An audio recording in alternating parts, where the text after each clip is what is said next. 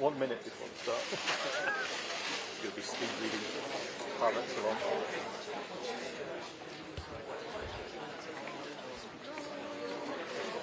Or it might be an extremely thin document. What's a picture?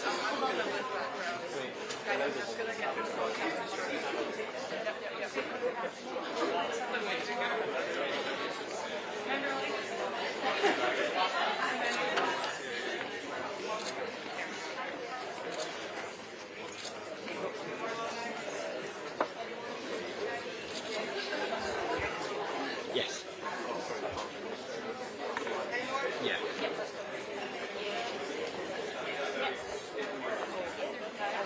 Simon, can you grab me one?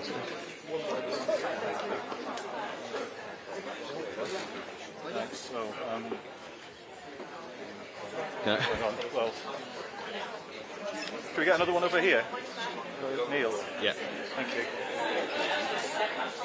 Thank you.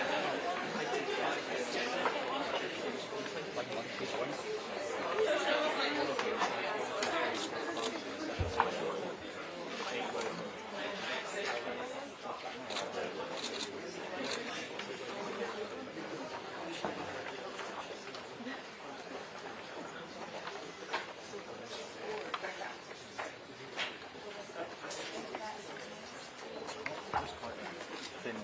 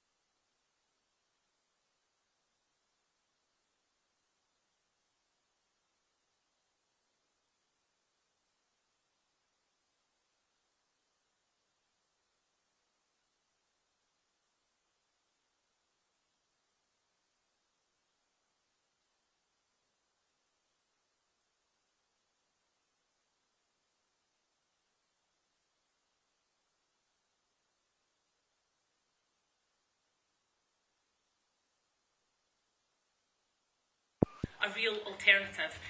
As we know, Labour have been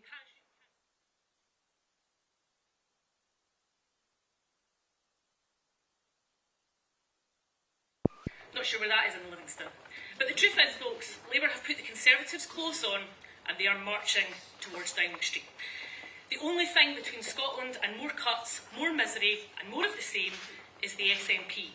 We are the only line of defence against the dull and uninspiring and harmful Westminster consensus. And our SNP MPs have brought flair and diversity, new and unique voices and perspectives to Westminster, and we've also had a kickabout in the chamber. We brought progressive politics and policies right to the heart of Westminster, to the establishment at the same time as delivering for people in Scotland. Just imagine what we could do with all of the powers of independence. And at Westminster, the SNP has stood up for post office workers, for the WASPy women, for the victims of contaminated blood and the Primido scandals, and families the length and breadth of our constituencies, who will face not just a poverty of finance, but a poverty of ideas under a new Labour administration. Friends, the people of Scotland and our constituents deserve and can have so much better. So now, to unveil our 2024 manifesto, please be upstanding and give a warm SNP welcome to a politician who's been demanding better for Scotland for many years and is ready to take us and Scotland forward to independence. Friends, please welcome SNP Leader and First Minister of Scotland, John Swinney.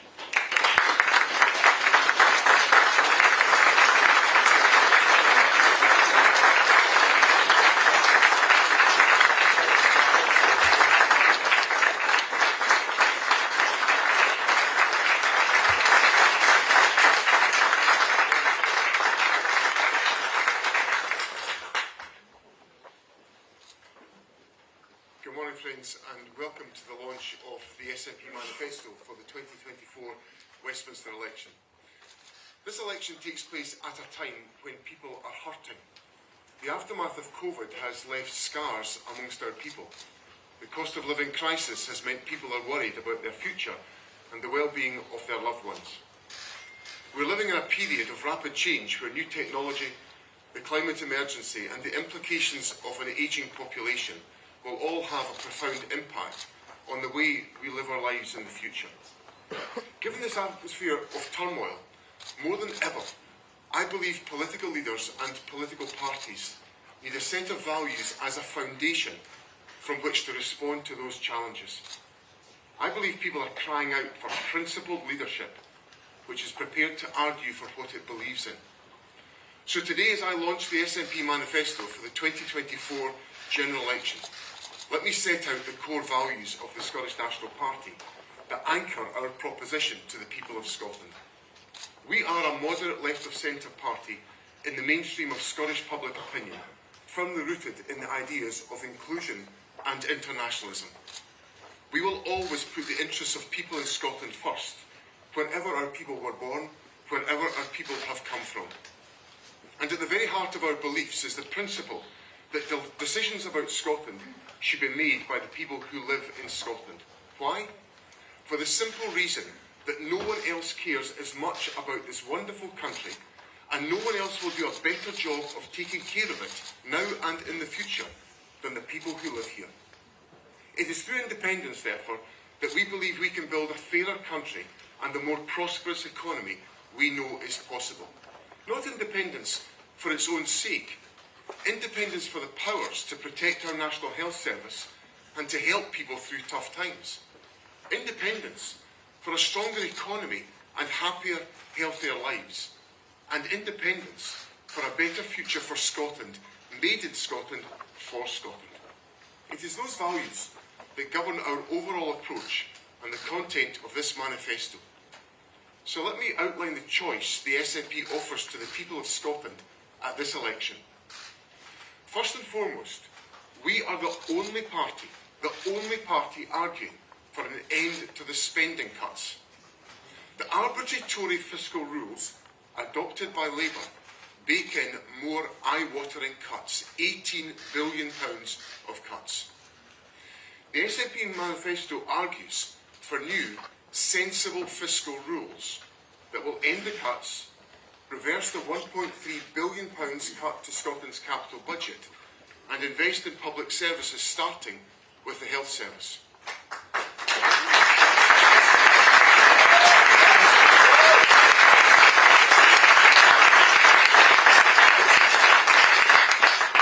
We will join with progressive politicians south of the border to press for greater funding for the NHS, and for the UK Government to match the pay deals that we've given our health staff in Scotland.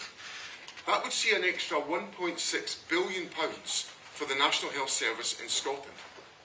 And we would introduce a Keep the NHS in Public Hands bill at Westminster, a legal guarantee for a publicly owned, publicly operated health service. The SNP message on the health service is clear. It is simple and it will never change. The NHS is not for sale. Voting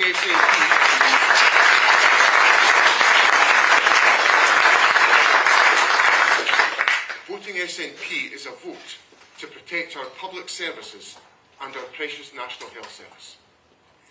Friends, I've made clear the focus of my government will be to eradicate child poverty. The two-child benefit cap makes things much, much worse. It is the exact opposite of what the UK government should be doing. Introduced by an uncaring Conservative government, it is frankly beyond me that the prospective Labour government plan to keep this deeply damaging policy. SNP MPs will press for the two-child benefit cap to be scrapped. The future of the two-child cap is a simple test. Are you in government to help children out of poverty, or are you so morally lost that you push kids into poverty? Our choice to abolish the cap is obvious, and it is driven by our values, and we will assert that in the House of Commons after this debate.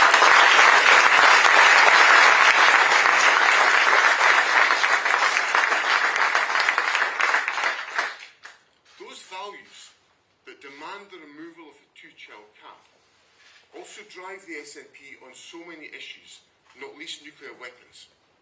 We will demand an end to the obscene waste of billions of pounds on a new generation of weapons of mass destruction. And while we're talking about waste, SNP MPs will demand that the House of Lords is abolished. Our values, Scotland's choices. Elected government, not ermine-clad cronies. Lift the two-child cap, not the cap on bankers' bonuses. Bairns, not bombs, and investment, not cuts. I believe those choices represent the values that most of us share. They are Scotland's values, and a vote for the SNP, a vote for this manifesto, is a vote for those values for Scotland.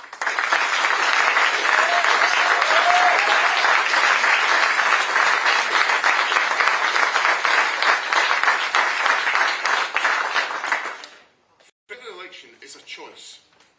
Over recent years, the outrageous Westminster power grab has been designed to reduce the choices Scotland can make for itself. That must stop. The devolution-busting Internal Market Act must be revoked. Westminster routinely passing laws in devolved areas without the consent of the Scottish Parliament must end. For Scotland's workers, we will support the end of exploitative zero-hours contracts, the unacceptable practice of fire and rehire, and we will fight to scrap the so-called Minimum Services Level Act, which is an attack on the right to strike. Fighting austerity against Westminster austerity cuts, for a National Health Service, for better working conditions, and against the Westminster power grab. Working whenever we can with others to promote practical, moderate, left-of-centre policies. That is what the SNP are offering the people of Scotland at this election. We will stand up for Scotland at Westminster, and we will put the interests of Scotland first in the Westminster Parliament. But we know that the Westminster system is broken, no matter how much we try to mitigate its impact. I think most people in Scotland know that too. So our ambition is to transfer power from Westminster and into the hands of the people of Scotland. Taking decisions in Scotland for Scotland works.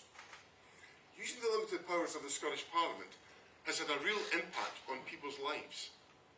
The SNP has introduced a more progressive tax system to help fund the NHS and other public services. We've delivered the best performing core A&E services in the UK for nearly 10 years.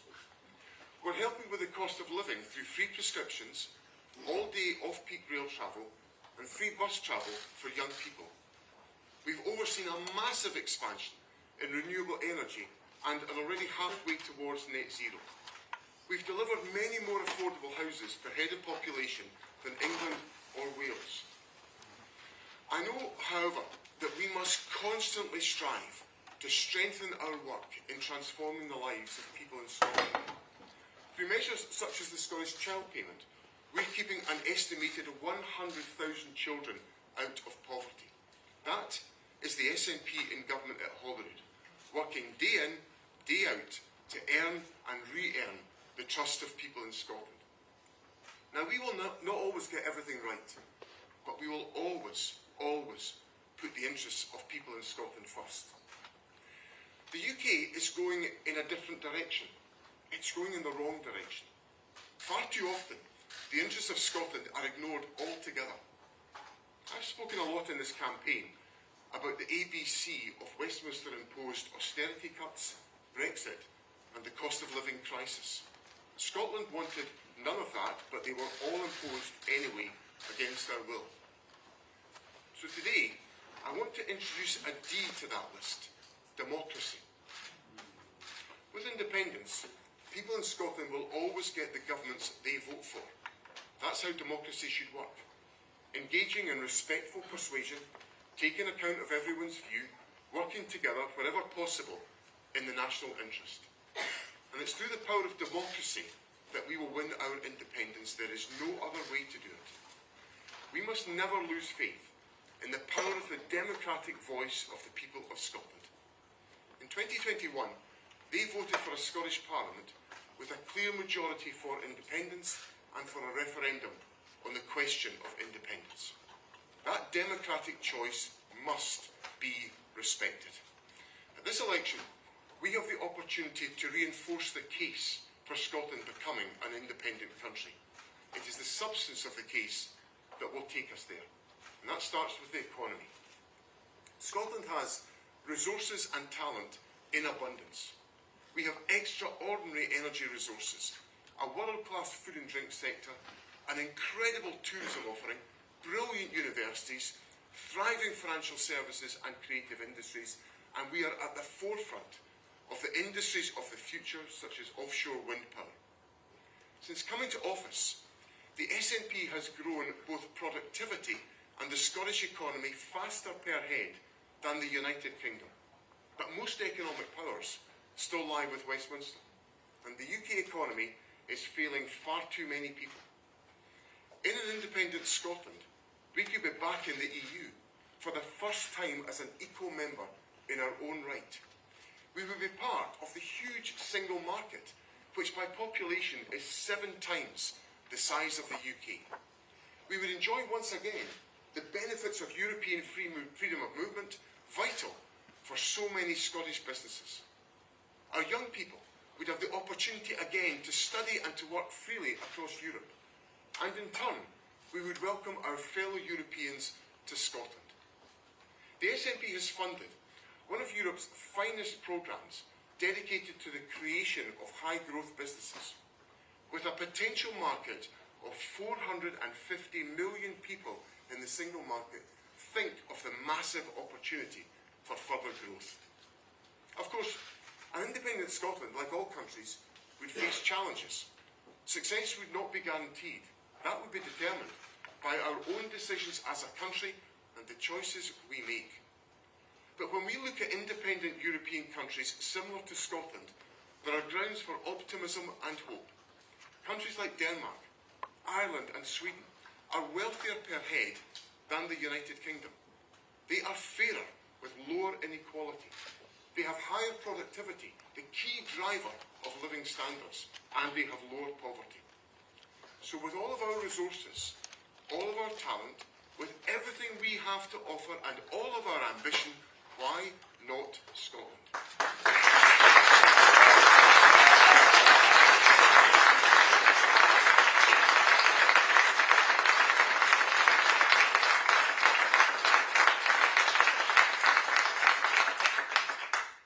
In an independent Scotland, people would have a constitutional right to access a system of healthcare free at the point of need. The threat of creeping Westminster privatisation would be over for good. Staffing in our health and care services would not be subject to a hostile Westminster migration policy, and our public services would not be subject to disastrous Westminster austerity policies. So never let anyone tell you that independence is separate from people's daily lives and concerns. It is fundamental to their lives and their concerns. It is about where decisions about Scotland are made, decisions over our economy, our health service, our living standards. So on July the 4th, I'm asking you to vote SNP. I'm asking you to vote SNP to put the interests of people in Scotland first. I'm asking you to vote SNP for a future made in Scotland for Scotland. Thank you very much.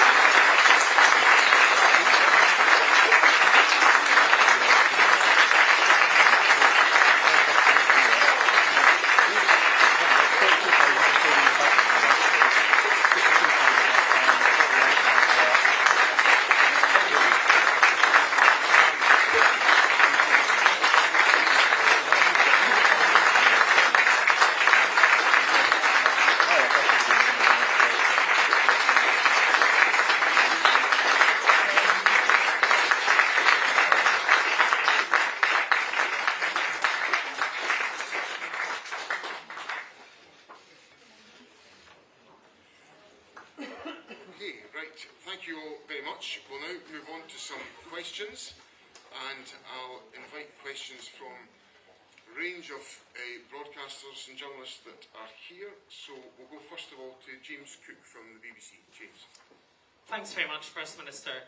Your manifesto here says that if you win a majority of Scottish seats, then the Scottish Government will be empowered to begin immediate negotiations with the UK Government to give democratic effect to Scotland becoming an independent country. I wonder if it can be totally clear. Are you suggesting that not even with a majority of votes, but with just a majority of seats, that Scotland could become independent without a referendum? And also, will you accept that if you don't secure a majority of seats in this election, then Scotland will have voted to maintain the Union?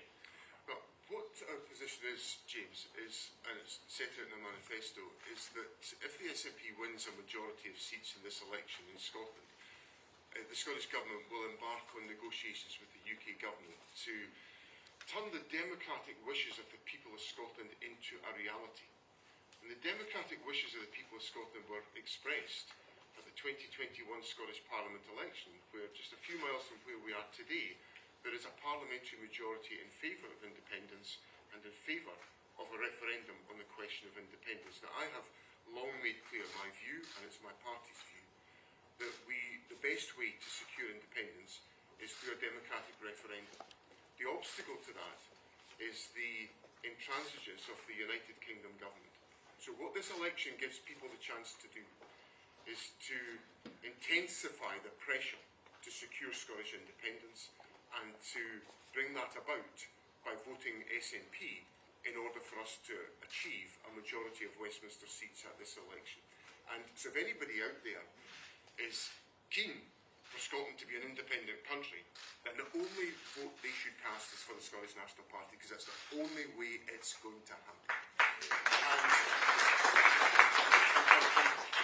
And lastly, James, forgive me for not predicting the outcome of the election today. I'll leave that to the good voters who will be exercising their postal vote in the next few days, and those who attend the polling stations on the 4th of July. Right, Ewan Petrie. Yeah, Ewan. Thank you, First Minister. You've said throughout this campaign that Labour and the Conservatives' plans would lead to billions of pounds worth of cuts. Can you be absolutely clear how you propose that these parties find this additional money for with the extra investment in the NHS you've talked about today, does it involve tax rises? I've said, it's not just me that said there's a conspiracy of silence about the spending cuts. And it's not me that's putting forward that analysis.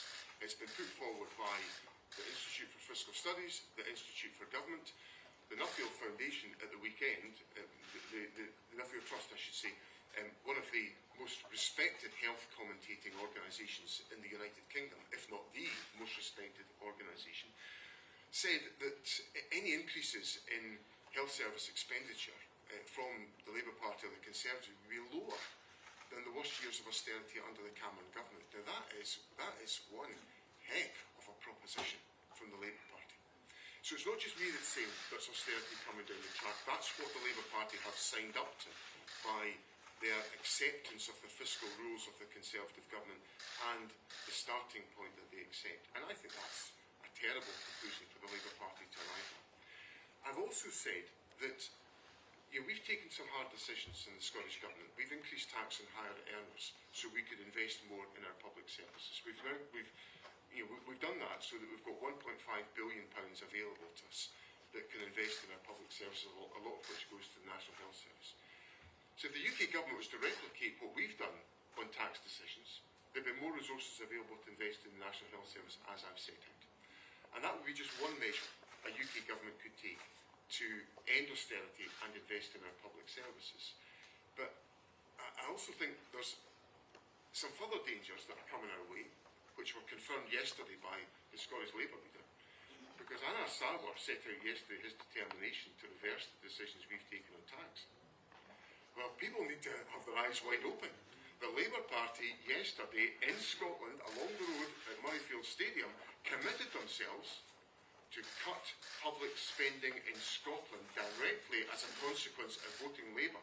That's a double whammy. So people need to be really aware of what is the consequences of voting Labour. Voting Labour in Scotland will get you spending cuts, and that will be a disastrous outcome from the election. Peter Smith. Yeah, Peter Smith from ITV News. First Minister, it couldn't be clearer.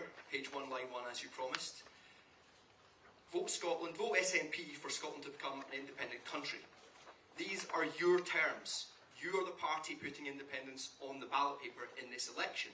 You're telling people how they can vote for independence. Surely you can't have it both ways. You have to be honest with people. How can they express their view that they do not want Scotland to be an independent country in a way that you will listen to it and respect it? And can you tell me what would be the consequences of the SNP not getting a majority of seats in this election for the independence case? Well, I think the wishes of the people of Scotland are pretty clear on this question. They elected a parliament in 2021 that has got a majority of members who are committed to independence and the holding of a referendum. And I think that should be respected. And we should get on with that and just respect the wishes of people in that 2021 election. And again, forgive me for not predicting the outcome of the election today. I'm going out and I've been working very hard around the country to make sure that we get our message across and that we win this election, and that will be the focus of all our efforts. Tamara Cohen. Tamara. Thank you, First Minister. You've said that independence can't be separated from people's day-to-day concerns, but many of your supporters don't seem to agree. While support for independence is about where it was 10 years ago, support for your party is projected to fall. And I wonder if you can tell us why you think that supporters of independence will be turning away from the SNP at this election. Why have you not brought them with you? I think there's two things behind that, Tamara. One is that the SNP's had a tough time for the last wee while, and I'm here to address that, and we are strengthening our position, and we're working hard to command the trust and the confidence of people in Scotland. The second thing is that people are desperate to get rid of the Tories. Absolutely desperate to get rid of this awful, awful Conservative government. And they are considering, and I put it no further than that, considering voting Labour. But I find it my duty to say to people, be careful what you wish for, because the Labour Party is going to pick up where the Tories left off with spending cuts, and that will be a disastrous outcome for Scotland as a consequence of this election, with our SNP MPs in office to protect the people of Scotland from Labour cuts that will follow hard on the heels of Tory cuts. David Wallace-Lockhart. David. First Minister David Wallace-Walker at BBC Scotland. This manifesto reads quite a lot like the manifesto before, which read quite a lot like the manifesto before that. You talk about delivering independence. In the near term, you talk about reversing Brexit. Are you not asking Scots to send SNP MPs to Westminster who you know ultimately won't be able to deliver any of these policies? If you look at Brexit, David, everybody knows that Brexit has been a catastrophe, a total disaster, and it is undermining our economy, it's undermining access to people to contribute to our economy, it's undermining the tax take of the United Kingdom because of suppressed levels of economic growth. That's got to be said out loud. It's got to be confronted. It's got to be addressed. We can't just resign ourselves to the fact that the United Kingdom has taken a decision that is deeply damaging. And we've got to act to reverse that, which is why that commitment is so central to the policy proposition that we are putting forward in this election. And that will be, and that sentiment and that objective will drive the commitments and the priorities of SNP MPs elected to the House of Commons. Catherine Sampson. Catherine Sampson, Channel 4 News. I just wanted to pick up on that, Mrs. Swinney. You know, at previous elections, you've said, vote SNP to deliver independence. It has not been delivered. You've said, vote SNP to stop Brexit. It was not stopped. And then looking at your domestic record, you haven't delivered on climate change targets, among other things. I just wonder, what's your message to Scots with Labour looking like a more realistic prospect for them, who might be wondering, what's the point in voting SNP this time round? I think in terms of, what does the Labour Party look like? Well, the Labour Party looks like a party that's going to prolong child poverty by keeping the two-child limit. That's beyond, I can't fathom that. I would have thought, this election is supposed to be about change. Where's the change? We're going to carry on with the two-child limit. We're going to carry on with the Tory fiscal rules. We're going to carry on with Brexit. Where's the change? We all know that the two-child limit is keeping children in poverty. We know that Brexit is damaging the economy. We know the fiscal rules are undermining public services because of austerity. And the Labour Party says that represents change. That represents the continuation of Conservative government, and that's a disaster for Scotland. And I would encourage people in Scotland to look carefully at that issue. I'll now move on to Hannah Brown of ITV. Hannah. Thank you, First Minister. Can I just check, you will accept that if you don't get the majority of seats, you can't progress with India negotiations until the next election? I'm not going to predict the outcome of the election, Hannah, but what I'm going to say is that there's a basic democratic point. The Scottish Parliament was elected in 2021 with a majority of members within it committed to having a referendum on independence and wanting that independent country to be established. And I think that democratic mandate should be respected. And I think if we get to a point in the United Kingdom where we just have what I might call a casual attitude to respecting the democratic outcomes of elections, I think we're in really, really dangerous territory. So what I want to see happen is the respecting of the mandate that's been given by the people of Scotland to enable Scotland to become an independent country, and that should be at the heart of the outcome of this election. Neil Pooran. Here's Neil.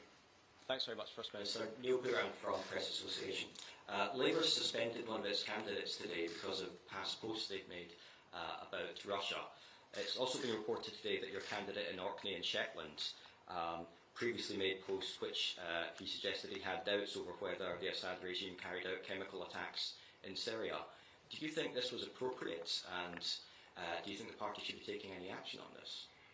Well, I certainly think that it's proven beyond any doubt that the Assad regime undertook chemical attacks in Syria, and I completely deplore those actions.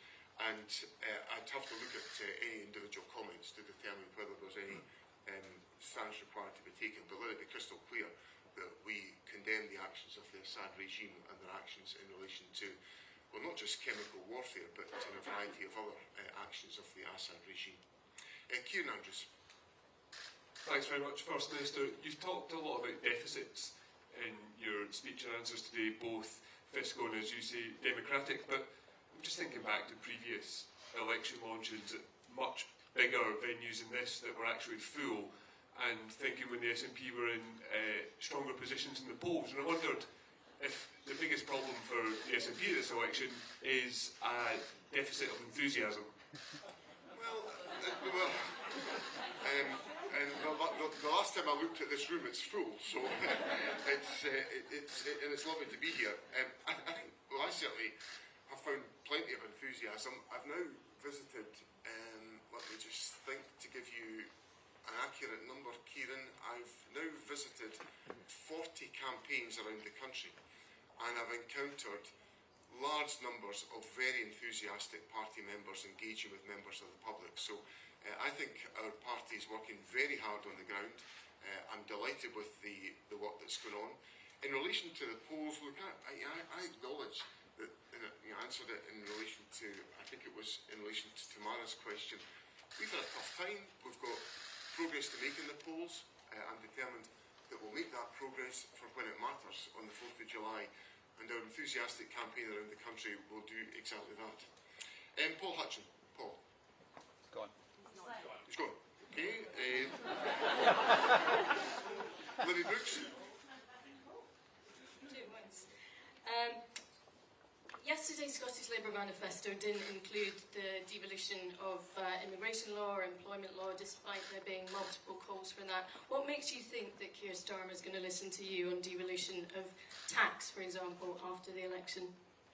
Well, I think, to be honest, Libby, I think that's a question that would be better put to the Labour Party.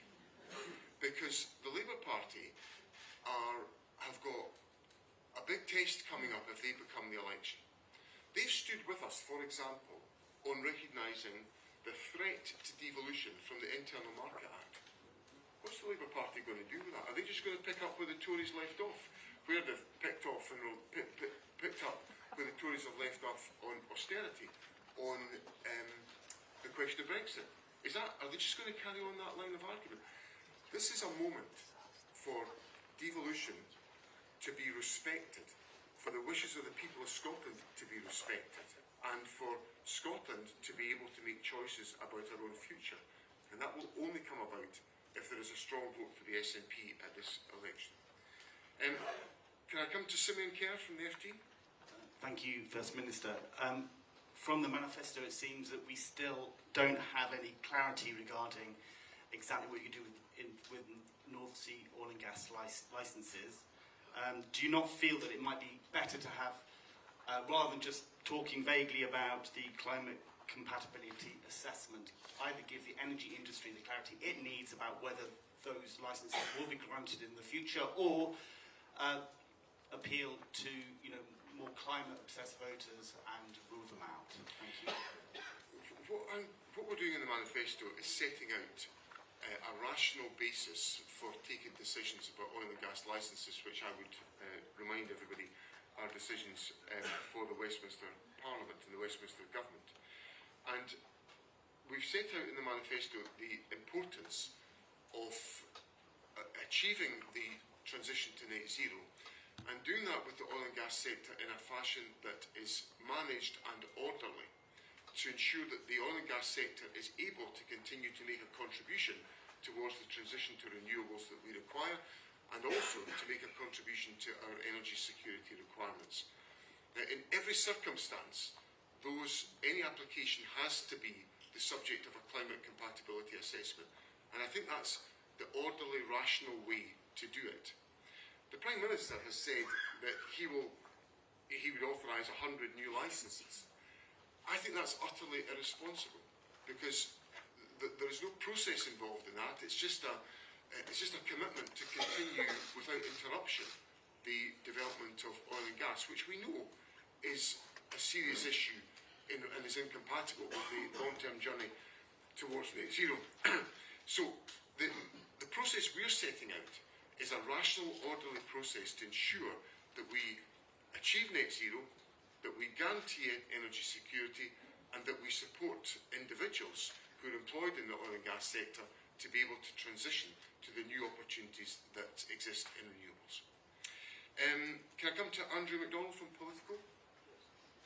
Hi John, yeah, Andrew from Political. Looking around in this room here, there are two banners boasting about the achievements of the Scottish Government, but both of them, free prescriptions and free tuition fees, are from over a decade ago, at a time when Alex Salmond was in power. Is that not a bit of a sign that your government has run out of steam? Okay, there's one up there called free childcare, right? And the free childcare was delivered by this government in 2021, and it now offers double the level of free childcare that was available when this government came to office. So we are continuing to put in place the investments and the steps that are required to ensure the families are supported. You know, a family in Scotland saving £5,500 a year because of that banner up there on free childcare. Now, I'm not sure, I'm just going to look at the other banners that are up here. We could have had one up here about 100,000 children kept out of poverty because of the Scottish Child Payment, and that was just introduced in the last couple of years.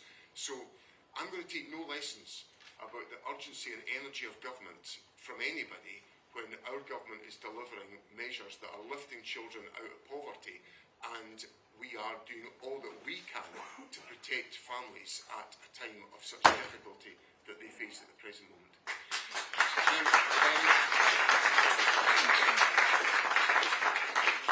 Alistair Grant from the Scotsman, who has asked for. Hi there, thanks very much. Just to be crystal clear and to go back to the issue of independence in this election, is your position seriously that no matter how people vote in this election, even if the SNP loses a vast number of its seats, that is still a mandate for independence because of how people voted in the Scottish Parliament election in 2021? Is that seriously what you're saying? Well, I think people in Scotland should have their democratic wishes respected, and in 2021 they called for there to be a referendum on the question of independence as a consequence of electing a parliamentary majority committed to that particular objective. And in this election, if people want to intensify the pressure for that to be the case, then their opportunity is to vote for the Scottish National Party to make that happen. And I stress, it'll only happen if votes for the Scottish National Party are cast, because it's only votes for the Scottish National Party that will be able and capable of delivering independence. Alistair Clark from the Courier. First Minister, your candidate in Orkney and Shetland cast doubt over Russia's role in the Salisbury attacks. In West Aberdeenshire and Kincardine, you have a candidate who described a speech by Putin as illuminating.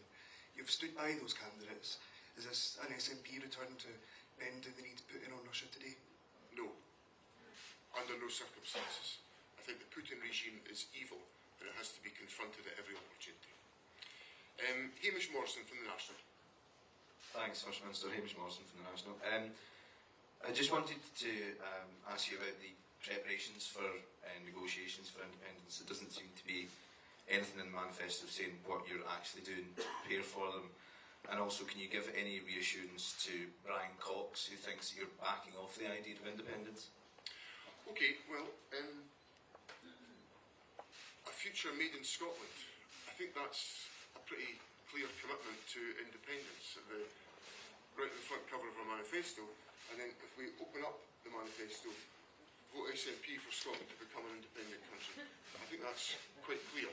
I hope it's clear enough, anyway.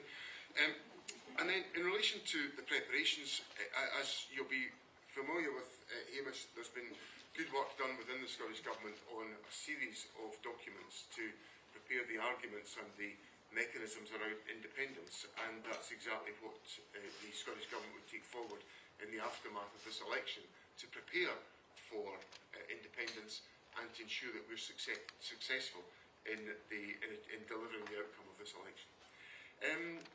Jessica North. Hi, First Minister. Just want to touch on your answer on oil and gas a little bit. Could you set out today what specific measures or tests or thresholds a company that is seeking to start drilling in the North Sea will have to meet to get your government's approval and pass your climate compatibility test? Well, it's important that we look at, and these analyses are undertaken on a frequent basis, of looking at what are the climate implications of an individual policy decision. And we assess them on a constant basis within government about the implications of particular policy interventions. So there are methodologies that will enable that to be undertaken that look at the implications of all aspects of the preparations for and the delivery of that policy commitment. So that's the type of framework that we would put in place to enable that to be achieved, so that everybody knows where they stand. Oil and gas development companies know where they stand, the government knows where they stand, and the analysis that is undertaken on climate measures is clear in every respect. So what we have to do is to make sure that we have a rational process that enables people to explore those questions and to assess those policy options to the satisfaction of the climate compatibility assessment that we've set out in the manifesto. Conor Matchett. Thanks, Westminster. Conor Matchett for the Scottish Sun. This is generous here, a 30-page document, which is thin on detail, full of rehashed policies, many of which the SNP has failed to deliver on in 17 years of government. This is a sign of a party that's, frankly, just given up, isn't it? No, it's not, Conor. And if I come back to some of the points that I set out a second ago, the Scottish Child Payment, that's, are we really dismissing the fact that 100,000 children have been kept out of poverty? Is that where we've reached in this debate? Is that the summary of where we've got to?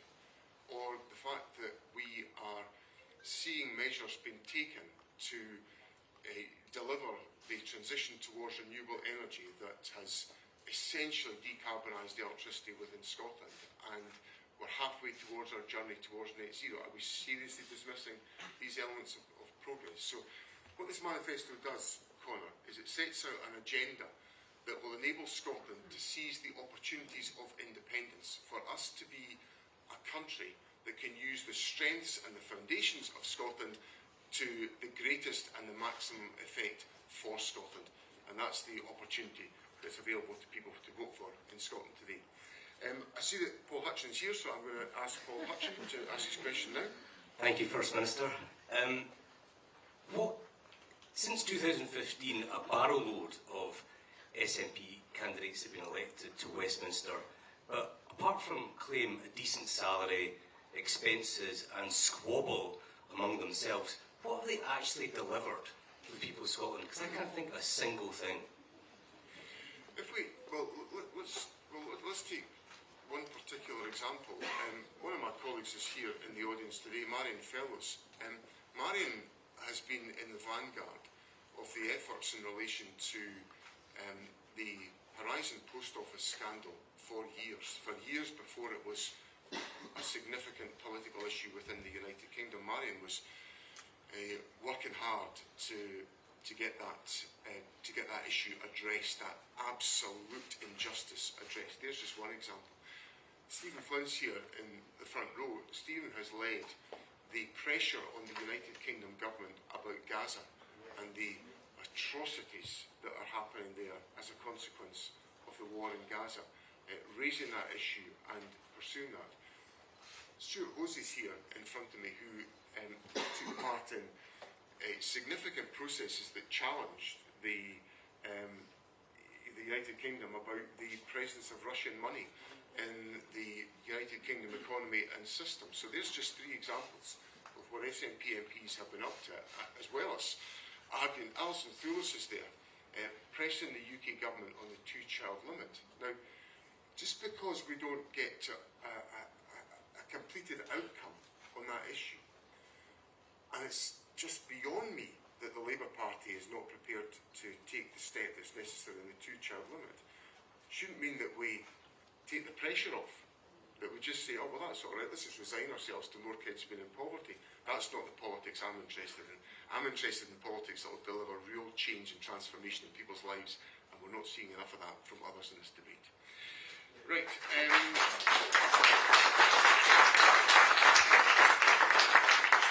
Andrew Lemleth.